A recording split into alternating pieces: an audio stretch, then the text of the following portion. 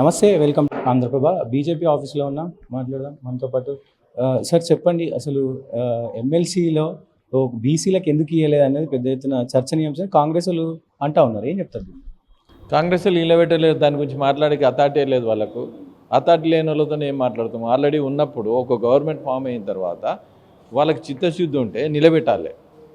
ఒకటి caste wise కాదు, ఎవరి కేపబుల్ పర్సన్ ఎవరైతే ఉంటారో వాళ్ళు ఉంటారు. దీనికి క్యాస్ట్ వైజ్ ఎప్పుడు ఏది నడవదు యాక్చువల్. ఒకటి ఏంటంటే హూ ఇస్ ఎ కేపబుల్ పర్సన్లో అన్ని వాళ్ళను కలుపుకునే పోయే వ్యక్తి మనకు కావాలి ముందు ముఖ్యం. కానీ కాంగ్రెస్ మాత్రం బీజేపీ ఓన్లీ బీసీ నినాదం అంటారు తప్ప బీసీలకు చేసింది ఏమీ లేదనే వాదనలు వినబడుతుంది. లాస్ట్ టైం మేము బీసీ ముఖ్యమంత్రి అని డిక్లేర్ చేసినాం. బీసీలకు ఎన్నో సీట్లు వాళ్ళ దాంట్లో మీరు ఒకటే గుర్తుపెట్టుకోండి, ఎంతమంది మంత్రులకు బీసీలకు ఇచ్చారో దాన్ని బట్టి మీరు నిదర్శనం ఆడే బయటపడుతుంది. ఇప్పుడు మొన్న 42% అన్నారు, 10% అన్న ముస్లిం పెట్టారు, బిల్ పాస్ చేస్తలేరు, జీవో ఇస్తలేరు. దాని వల్ల ఎంత ప్రేమ ఉందో ఆడ బయటపడుతుంది. సో ఎట్లా చూసారు? ఈ వక్ఫ్ బోర్డు బిల్లు పాస్ అయింది, ఓ కాంగ్రెస్ ఎవరు ఓటేయని పరిస్థితి, దీన్ని ఎట్లా చూస్తారు? వక్ఫ్ బోర్డు ఒకటి వక్ అంటే ఎవరైతే దానం ఇచ్చేది వక్ అంటారు. మిగతా దేశాల్లో ఎక్కడ లేదు వక్ అని. కొంతమంది పెద్ద వాళ్ళ ఉన్నది వక్ అనేది ఏంటంటే దీంట్లో బీద ముస్లింల వాళ్ళకు హెల్ప్ చేసే బిల్లు ఇది వక్ బిల్లు. దానికి ఒక చట్టం తీసుకొచ్చారు. ఏదైతే చట్టాన్ని దీన్ని రూపుమాపి బీద వాళ్ళకు న్యాయం చేయడానికి, బీద వాళ్ళకు పంచడానికి, బీద వాళ్ళకు హెల్ప్ చేయడానికి ఈ బిల్ తీసుకొచ్చారు. రాబోయే రోజుల్లో దీని ఫలాలు తెలిసిన తర్వాత మోదీ గారు ఎంత గొప్పతనమో బయటపడుతుంది. సో ఎస్సీయూ వివాదం నడుస్తుంది, భూమి వివాదంపై మీరేం చెప్తారు? ఒకటి ఏంటంటే ఇది కాంక్రీట్ జంగల్గా మారుస్తూ ఉన్నారు. కర్ణాటకలో ఎవరు గవర్నమెంట్ ఉంది? కాంగ్రెస్ గవర్నమెంట్ ఉంది. పోయిన సంవత్సరం ఏమొచ్చింది? కనీసం తాగడానికి నీళ్ళు లేదు. ఒకటి ఆలోచించుకోండి, ఇంట్లో పూర్వ విద్యార్థులు ఎవరు ఉన్నారు? బట్టి విక్రమార్క గారు, శ్రీధర్ బాబు గారు ఉన్నారు. దీన్ని కాంక్రీట్ జంగల్గా మారుద్దామనే ఉద్దేశం ఉందా? కాంక్రీట్ జంగల్గా మారిస్తే తాగడానికి నీళ్ళు ఉండదు, కనీసం వాష్రూమ్ పోవడానికి ఉండదు. ఒకటి మీరు ఏంటంటే ఇది రీఛార్జ్ చేయడానికి 400 ఎకరాలు ఉన్నది. మొన్న మీరు సియోల్ నగరానికి పోయారు, సౌత్ కొరియా పోయిన తర్వాత సియోల్ నగరం పోయారు, ముఖ్యమంత్రి గారు పోయారు, మంత్రులు పోయారు, అది పోయారు. మరి ఏం నేర్చుకున్నారు? అదేవిధంగా న్యూయార్క్ మన్హాటన్ సిటీలో చుట్టుముట్టు సాఫ్ట్వేర్ ఇండస్ట్రీ ఉన్నాయి. 600 ఎకరాల్లో సెంట్రల్ పార్క్ ఉంది. ఆ విధంగా 400 ఎకరాలు ఉంది. దీన్ని పార్క్ చేయండి. పార్క్ చేస్తే రీఛార్జ్ అయితే హైదరాబాద్ డెవలప్ అయితే, హైదరాబాద్ వర్కౌట్ అవుతుంది. మీరు ఏదైతే చాలామందికి ఉద్యోగాలు వస్తాయంటారో, ఏదైనా డెవలప్మెంట్ అంటారో, ముచ్చర్లో మీరు 30,000 ఎకరాలు ఉంది, అక్కడ డెవలప్ చేయండి. గవర్నమెంట్ ఎక్కడ డెవలప్ చేస్తే అక్కడ పోయి ఇండస్ట్రీ పెడతారు. దాన్ని బట్టి ఆలోచించుకోండి. ఒకటి బీఆర్ఎస్ గవర్నమెంట్ ఏదైతే చేసిందో నియోపోలిస్లో 100 కోట్లు పర్ ఎకర్ అమ్మిన తర్వాత ఇక్కడ మాకు 100 కోట్లు పర్ ఎకర్ అమ్మితే 40,000 కోట్లు వస్తే 40,000 కోట్లతో నడిపిద్దామనే ప్రపోజల్లో వాళ్ళు ఉన్నది. ఒకటి డిమాండ్ చేసేది ఏంటంటే కాంక్రీట్ జంగల్ కాకుండా విద్యార్థుల కోసానికి ఏదైతే 1973లో ఇది 2,400 ఎకరాలు ఇచ్చిన తర్వాత వీళ్ళు దీనికి మొటేషన్ మీరే ఇచ్చారు. హైదరాబాద్ సెంట్రల్ యూనివర్సిటీ ఒక యూనివర్సిటీ వచ్చింది. దీంతో ఎంతోమంది విద్యార్థులు అయిపోయారు. మీ దానిలో ఉప ముఖ్యమంత్రి ఉండు, మంత్రి ఉండు, ఎంతమంది తీర్చిదిద్దిన విశ్వవిద్యాలయం ఇది. వాళ్లకు యూటిలైజ్ అయ్యేది ఏదైనా మీరు పెట్టండి. దీన్ని ఎందుకు లాక్కోవాలి మీరు? ఇది రియల్ ఎస్టేట్ దందా కాదు. ఇది ఒకటే ముఖ్యమంత్రి గారు కోరేది ఏంటంటే మీరు ఆలోచించుకొని దీన్ని కాంక్రీట్ జంగల్ కాకుండా విద్యార్థుల మీద కాంక్రీట్ జంగల్ కాకుండా ఆపాలని డిమాండ్ చేస్తూ ఉన్నాం. అదేవిధంగా విద్యార్థుల మీద ఆడపిల్లలను చూడకుండా జుట్టు పట్టి కొట్టుకోం. ఏంది ఇది సరిగ్గా? వాళ్ళ మీద లాఠీ చార్జ్ చేసుకోం. మేము ఒకటి చెప్తున్నాం, వాళ్ళ పెట్టిన కేసులు వెంటనే ఎత్తాలని డిమాండ్ చేస్తూ ఉన్నాం. రాజాసింగ్ గారు మాట్లాడుతూ ఏదైతే కిషన్ రెడ్డి గారు టేబుల్ దూడ్చిన వాళ్ళకి, కొంతమంది ఆయనకు చాకరీ చేసిన వాళ్ళకి ఎమ్మెల్సీలు ఇస్తున్నారని పెద్ద ఎత్తున ఆయన విమర్శలు చేస్తుండే, ఎట్లా చూస్తారు? మరి ఎవరు చూసిర్రో ఎవరు చేసిర్రో దాన్ని బట్టి ఆలోచించుకోవాలి. అర్థమైందా? పార్టీలో ఎవరైతే కార్యకర్తలు ఉన్నారో నిస్వార్థంగా పార్టీ గురించి జీవితాంతం కష్టపడ్డలు ఉన్నారో వాళ్ళకు ఎవరైతే సూటబుల్ క్యాండిడేట్ ఉన్నారో వాళ్ళకి ఇస్తూ ఉంటారు. అంతేగాని ఆయన ఒక పార్టీ అధ్యక్షుడు చేసిండు, పార్టీ అధ్యక్షుని చేసినందుకు వాళ్ళకి ఇచ్చారు. అంతేగాని తూడ్చినలకు పీడ్చినలకు కాదు. అది కానే కాదు యాక్చువల్. దీనికి సమంజసం కాదు. మరి ఆ తుడిచిన ఏమైనా ఫోటోలు ఉంటే బయట పెట్టమని చెప్పాలని. సో ఇట్లా కేటీఆర్ అంటుండు, అటు బీజేపీకి 8 సీట్లు ఉన్నాయి, ఎంపీ సీట్లు 0, ఇటు కాంగ్రెస్కి 8 సీట్లు ఉన్నాయి, ఇటు కాంగ్రెస్ కూడా తెలంగాణకు చేసింది ఏం లేదు 0 అని చెప్పి మాట్లాడుతారు. ఏం చెప్తారు? గత 10 ఏళ్ళలో 10 లక్షల కోట్లు ఇచ్చి డెవలప్ చేసిన ఘనత భారతీయ జనతా పార్టీ. రోడ్ల విషయంలో తీసుకుంటే దాంట్లో 1,10,000 కోట్లు. గతంలో 2,000 కిలోమీటర్లు ఉండే, ఇప్పుడు 5,340 కిలోమీటర్లు అయింది. దీన్ని బట్టి ఆలోచించుకోండి. రైల్వే లైన్లో కూడా మొన్న కొత్త లైన్లో వస్తూ ఉన్నది 5,750 కోట్లతోని. ఎక్కడైతే కొమరల్లి ఉందో అక్కడ ఒక రైల్వే స్టేషన్ తీసుకుందాం. మొన్నటికి మొన్న మీరు చూసారు, ఏది railway station, Cherlapalli railway station. మరి ఎయిర్పోర్ట్కు ధీటుగా 650 కోట్లతో దీన్ని డెవలప్ చేయడానికి. ఇక ఎక్కడైతే 42 స్టేషన్లు ఉన్నాయి, 42 స్టేషన్లను బ్రహ్మాండంగా తీర్చిదిద్దే బాధ్యత తీసుకుంది. అదేవిధంగా మొన్న ఎయిర్పోర్ట్ కూడా, ఏది ఆదిలాబాద్ ఎయిర్పోర్ట్ కూడా ఇచ్చిన ఘనత భారతీయ జనతా పార్టీ. నా కృషితోటే అది వచ్చిందని చెప్తున్నారు రేవంత్ రెడ్డి. ఏది ఏదైతే ఎయిర్పోర్ట్ వచ్చిందో నా కృషి వల్లనే వచ్చిందని చెప్పుకుంటున్నారు. ఒకటి ఇది స్టేట్ గవర్నమెంట్, ఆయన ముఖ్యమంత్రి గారు. మా మంత్రులు, ఎమ్మెల్యేలు, ఎంపీలు ఎన్నోసార్లు పోయి లెటర్ ఇచ్చారు. మేము ప్రయత్నం చేసిన తర్వాత ఆయన ముఖ్యమంత్రి కాకముందు అక్కడ డెవలప్ కావాలనే ఉద్దేశంతో ఎప్పుడైతే ఎయిర్పోర్ట్ వస్తుందో ఒక ఇండస్ట్రీ డెవలప్ అవుతుంది. అక్కడ అది ఏంటంటే బ్యాక్వర్డ్ ఏరియా, అక్కడ బ్యాక్వర్డ్ ఏరియా దాన్ని డెవలప్ చేయాలనే ఉద్దేశంతో భారతీయ జనతా పార్టీ కంకణం కట్టుకొని ఉంది. ఈ కంకణం కట్టుకొని ఏది సెంట్రల్ ఫండ్ ఇచ్చినా స్టేట్ ద్వారానే పోతూ ఉంటుంది.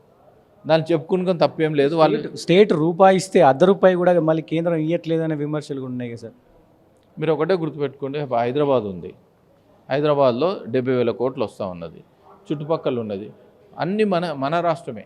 మన దగ్గర ఏ జిల్లాలో వీక్ జిల్లాలు ఉన్నా కానీ డబ్బులు లేకున్నా కానీ డెవలప్ చేసే బాధ్యత తెలంగాణ గవర్నమెంట్ది.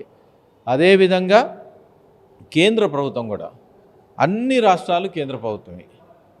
కొన్ని రాష్ట్రాలకైనా ఎక్కువగా ట్యాక్స్ కట్టవచ్చు, బిజినెస్ చేస్తే కొన్ని రాష్ట్రాలకైనా తక్కువ రాష్ట్రం, కానీ అన్ని సమానంగా చూసే బాధ్యత కేంద్ర ప్రభుత్వం ఉందంటే, కేంద్ర ప్రభుత్వంతోనే ఈరోజు లోకల్ బాడీ, మీరు చూడండి, local body 15th finance amount ఎక్కడికైనా వస్తున్నాయి, నరేగా ఫండ్స్ ఎక్కడికైనా వస్తున్నాయి, అదేగా ముద్రా లోన్ ఎక్కడికైనా ఇస్తున్నది, మేక్ ఇన్ ఇండియా ఎక్కడికైనా వస్తుంది, స్టార్టప్ ఇండియా ఎక్కడికైనా వస్తుంది. Is systematic is done. తర్వాత ఏంటంటే కిసాన్ సమ్మాన్ నిధి కింద 6,000 రూపాయల అమౌంట్ వస్తూ ఉన్నాయి. మీరు చేసేది ఏదైతే కమిట్మెంట్ ఇచ్చారో కాంగ్రెస్ ప్రభుత్వం ఇచ్చిన గ్యారెంటీలు, 6 గ్యారెంటీలు ఏవైతే ఉన్నాయో ఒక గ్యారెంటీ తీసిందా, 5 గ్యారెంటీలు మీరు చేయలేరు. మీరు ఎవరికి చెప్పురు న్యాయం చేశారు? రైతులకు న్యాయం చేశారా? రుణమాఫీ అని రైతులకు రుణమాఫీ కరెక్ట్ చేయలేరు. రైతు బంధన్నో 15,000 10,000 ఇస్తున్నప్పుడు తీసుకోదు, 15,000 వాళ్ళకి కరెక్ట్ చేయలేరు. ఆడపడుచులకు ఏం చేసినావు? 2,500 ఇస్తున్నావు, వాళ్ళకి ఇచ్చిరా? నిరుద్యోగులకు 4,000 ఇస్తున్నావు, ఇచ్చినవా? అదేవిధంగా వృద్ధులకు కూడా 4,000 పింఛన్ ఇస్తున్నావు. ఎవరు చెప్పలేరు కదా. పక్క రాష్ట్రం ఇస్తూ ఉన్నది, ఎందుకు ఇస్తలేవు? సర్వశిక్ష అభిమాన్లో పక్క రాష్ట్రం నీకు 6,000 7,000 ఇస్తుంది. కొన్ని రాష్ట్రాల్లో పర్మనెంట్ చేశారు, వాళ్ళు 15 సంవత్సరాలు పనిచేస్తూ ఉన్నారు, వాళ్ళకి ఎందుకు ఇవ్వలేవు? నువ్వే చెప్పినావు ఛాయ్ తాగినంత పని కాదన్నావు, ఎందుకు చేయలేకపోతున్నావు? అదేవిధంగా ఏదైతే degree and junior outsourcing lectures ఏదైతే ఉందో, హైకోర్టు డిసిషన్ ఇచ్చిన తర్వాత ఉన్న వాళ్ళని పర్మనెంట్ చేసి లేని వాళ్ళకు మీరు నోటిఫికేషన్ ఇవ్వమని చెప్పినావు, లేదా MTS కింద మినిమం టైం స్కేల్ కింద ఇవ్వమన్నారు, వాళ్ళకి ఇవ్వలేరు. దీన్ని బట్టి ఆలోచించుకోవాలి. మీరు చిత్తశుద్ధితో ఏదైతే పనిచేయాలని ఉద్దేశం ఉందో అది క్లారిటీగా పనిచేయండి. అరే కనీసం ఎవరైతే ఉద్యోగాలు ఉన్నారో ఉద్యోగస్తులకు DAలు 5 DAలు పెండింగ్ ఉన్నాయి, PRCలు పెండింగ్ ఉన్నాయి, ఎందుకు ఇస్తలేవు? రిటైర్డ్ అయిన ఉద్యోగులకు నీ నోటితో చెప్పినావు 8,000 కోట్లు ఇవ్వాలని చెప్పినావు. కనీసం వాళ్ళు 30 సంవత్సరాలు సర్వీస్ చేసిన తర్వాత గవర్నమెంట్కు ఎందుకు ఇవ్వలేకపోతున్నావు చెప్పండి. మరి ఇవన్నీ ఆలోచించుకొని నీకు అదే హైదరాబాద్ సెంట్రల్ యూనివర్సిటీ భూములు అమ్మాలని షోక్ ఉందా? ఆలోచించాలి. ఒకసారి మాట అన్నప్పుడు ఆలోచించుకోవాలి. విద్యార్థుల విషయంలో అయినా మీరు ఒకటే ఆలోచించుకోండి. నువ్వు కేవలం 7% బడ్జెట్లో కేటాయించి పక్క రాష్ట్రాల్లో 15 నుంచి 18% కేటాయిస్తున్నది. సెంట్రల్ గవర్నమెంట్ పక్క నుంచి ఎన్ని IITలు కట్టింది చూసుకోండి. దీన్ని బట్టి ఆలోచించుకోవాలి. ఒక కాంక్రీట్గా plan of action, route map వేసుకొని మీరు ముందుకు పోవాలి. 2028 ఎలక్షన్స్లో బీజేపీ ఎట్లా ముందుకు వెళ్ళబోతుంది? అరే వచ్చేది గవర్నమెంటు బీజేపీ. మీరు చూసారు మొన్న ఎలక్షన్లో, గ్రాడ్యుయేట్ ఎలక్షన్లో ఎవరు గెలిచారు, ఎవరు సీటు? కాంగ్రెస్ సీటు మీరు చూడండి 42 కాన్స్టిట్యున్సీలు, 6 పార్లమెంట్లు, 371 మండలాల్లో 3,56,000 ఓట్లు మేధావులు ఓట్లేసి నాకు గెలిపించరు. ఎందుకు గెలిపించరు? వాళ్ళ గవర్నమెంట్ ఉన్న తర్వాత గెలిపించరు. అరే ఇచ్చిన వాగ్దానాలు ఏ ఒక్కరిని వదలకుండా మీరు మోసం చేసిన ఘనత మీది. దాన్ని బట్టి ఆలోచించుకోవాలి. రాబోయే రోజుల్లో మీరు ఒకటి యూ డూ సిస్టమేటిక్ ఇది గవర్నమెంట్. కనీసం ఇప్పుడు నేను చెప్తా ఉన్నా, మీరు ఎన్ని జీవోలు అయితే ఇచ్చారో బేషరతుగా జీవోలన్నీ వెబ్సైట్లో పెట్టు. ఎందుకు పెడతలేవు? గత ప్రభుత్వాన్ని నువ్వు తిట్టినావు, బీఆర్ఎస్ ప్రభుత్వం సేమ్ వాళ్ళు ఉచ్చదొక్కినట్టే నువ్వు పనిచేస్తూ ఉన్నావు, వాళ్ళ బట్టలనే నువ్వు నడుస్తూ ఉన్నావు. ఎందుకు పెడతలేవు? నువ్వు ఎందుకు భయం? నువ్వు పారదర్శకంగా చేసినప్పుడు ఇమ్మీడియట్లీ నువ్వు వెబ్సైట్లో పెట్టండి. ఏది పారదర్శకంగా ముందుకు పోకుండా నడుస్తూ ఉన్నది.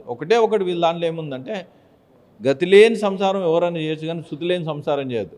దీనికి చిన్న ఉదాహరణ చెప్తా ఉన్నాం. రైతు బందే ఇయ్యలేరు నాయన అంటే ఉప ముఖ్యమంత్రి గారు ఏం చేశారంటే డిసెంబర్లో ఒక మాట అన్నాడు. ఏమన్నా అంటే, మాది 1885 డిసెంబర్ 28 రోజు మాది పార్టీ పుట్టినరోజు, 140 సంవత్సరాలు అయింది. రైతు కూలీలకు ఎవరైతే ఉన్నారో నేను 12,000 రూపాయలు ఇస్తాను చెప్పినావు. ఇప్పుడు ఏమైంది? నా గర్కా నా ఘాట్కా 12,000 రాలేదు రైతు కూలీలకు, 15,000 రైతు బంధు రాలేదు. దీన్ని బట్టి ఆలోచించుకోవాలి. మా ముఖ్యమంత్రి గారికి ఉప ముఖ్యమంత్రి గారికి ఏమి ఈక్వేషన్ ఉందో మీరు ఆలోచించుకోవాలి. దేశంలో మొత్తం ప్రధాని పైన రాహుల్ గాంధీ గారు రాజ్యాంగం బుక్ పట్టుకొని బుల్డోజర్ల రాజ్ నైట్ చెలగాని తిరుగుతూ ఉన్నాడు. మరి ఇక్కడ బుల్డోజర్ల రాజ్యం నడుస్తుందని బీజేపీ అంటుంది, బీఆర్ఎస్ అంటుంది. దీనిపైన మీరేం చెప్పారు? మీరు చూసారు కదా, 400 ఎకరాలు ముట్టికాయలు వేసారు కదా, ఎన్ని బుల్డోజర్లు నడుస్తున్నాయట? హైదరాబాద్ సెంట్రల్ యూనివర్సిటీలో ఎన్ని బుల్డోజర్లు నడుస్తున్నాయి? ఈ కెమెరాస్ 5 మందిని అరెస్ట్ చేశారు. ఏది విద్యార్థులను.